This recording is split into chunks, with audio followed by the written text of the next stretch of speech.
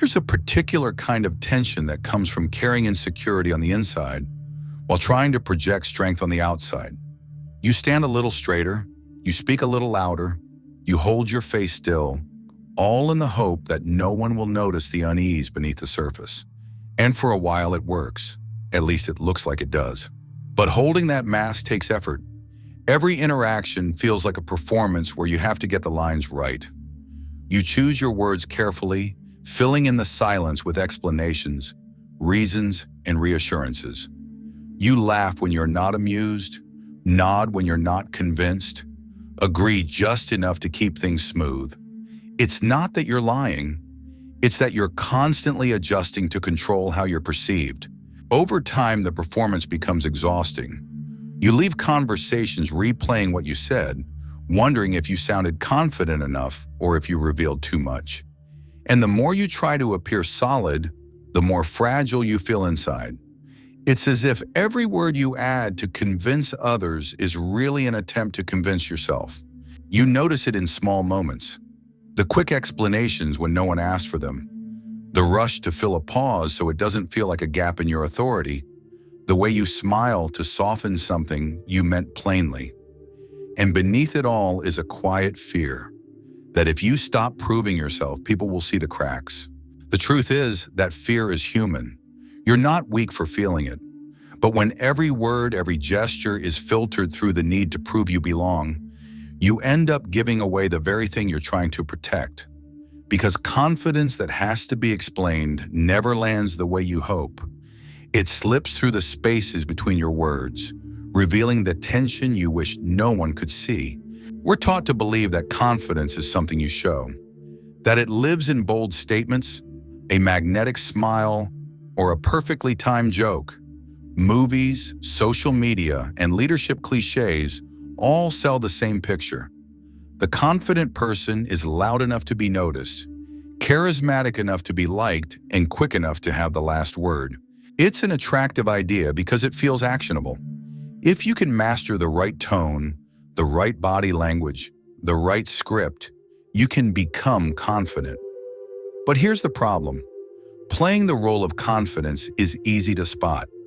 People sense the gap between the image and the energy behind it.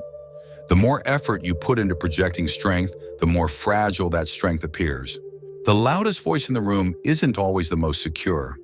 In fact, overcompensation is often the surest sign of inner doubt. Constantly talking about your achievements, reminding people of your value, or dominating every conversation doesn't prove confidence.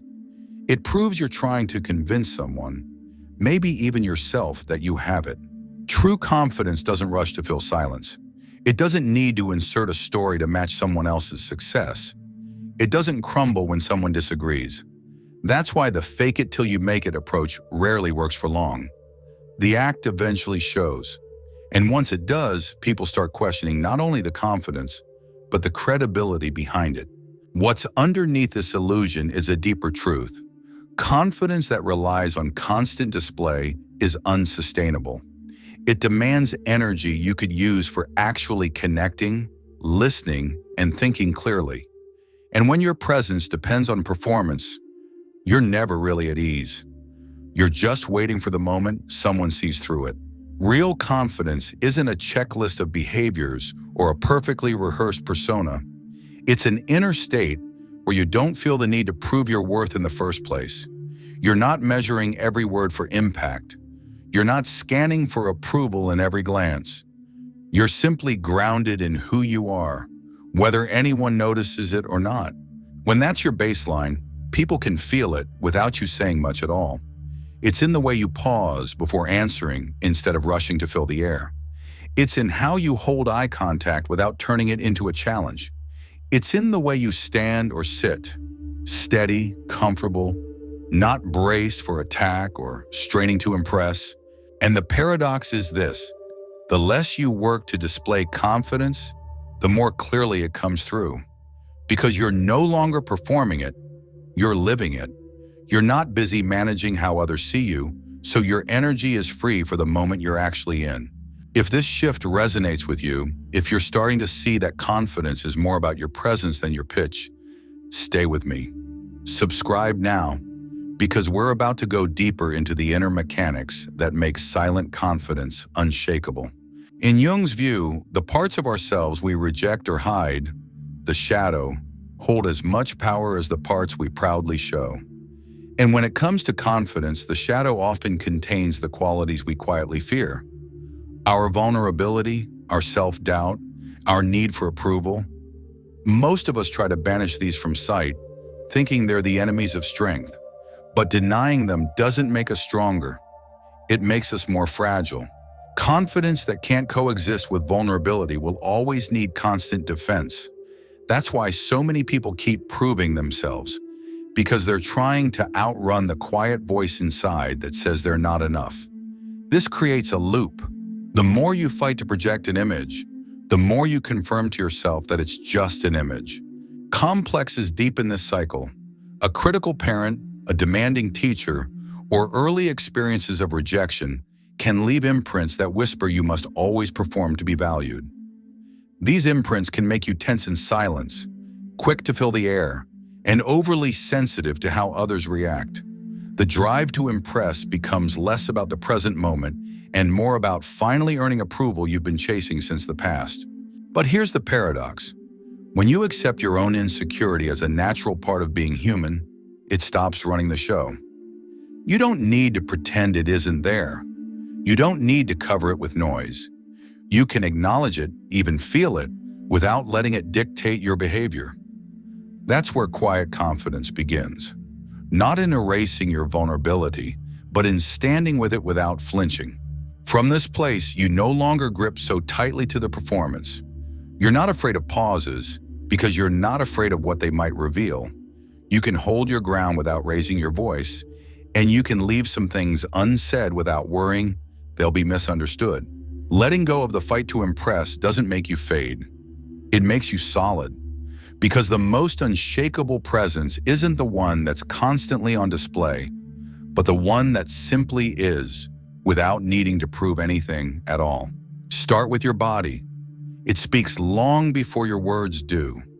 Stand or sit with your spine straight but not rigid, shoulders relaxed, and feet firmly planted. Breathe slowly and deeply into your belly. This signals both to you and to others that you're grounded and steady. Use pauses in your speech. When you finish a thought, let the silence land before moving on. Pauses convey certainty. They show you're comfortable enough not to rush. Resist the urge to fill every gap with extra words or nervous explanations. Hold eye contact, but keep it warm. You're not trying to dominate just to be fully present. Look long enough to show engagement, then let your gaze move naturally. Too much intensity can feel like a challenge, but steady, relaxed contact communicates quiet confidence. Keep your words simple. You don't need complex phrasing or long justifications. Say what you mean in clear, direct sentences. The absence of over-explaining tells others you trust your own message. Drop the habit of apologizing when you haven't done anything wrong. Phrases like, sorry, but, or, I just wanted to, weaken your presence before you've even made your point. Replace them with straightforward statements that carry the same meaning without shrinking you. And most importantly, stop outsourcing your reactions to the room. If someone frowns, disagrees, or questions you, don't let it yank you into defense mode. Stay with your own pace and tone. Confidence isn't about avoiding all discomfort. It's about not letting discomfort take the wheel. Share in the comments which of these small shifts you're going to try first. Your insight might be exactly what someone else needs to hear today. Confidence isn't a role you put on. It's a state you return to. When you stop performing it, you start living it. And in that space, your presence begins to speak louder than anything you could say. You no longer need to fill the room with your voice to be felt. You can stand in silence and still hold attention. You can let others take the spotlight without feeling smaller. The absence of the need to prove yourself becomes its own kind of power. People notice the difference. They may not be able to name it, but they feel it. The steadiness, the ease, the lack of grasping. And it's magnetic, not because you're trying to draw them in, but because you're completely at home in your own skin. Quiet confidence carries weight because it isn't built on approval. It doesn't collapse when challenged, and it doesn't swell with praise. It's rooted somewhere deeper, somewhere no one else can touch. And once you felt it, you realize you don't want to go back to the noise. You'd rather let your presence do the speaking. But there's something else.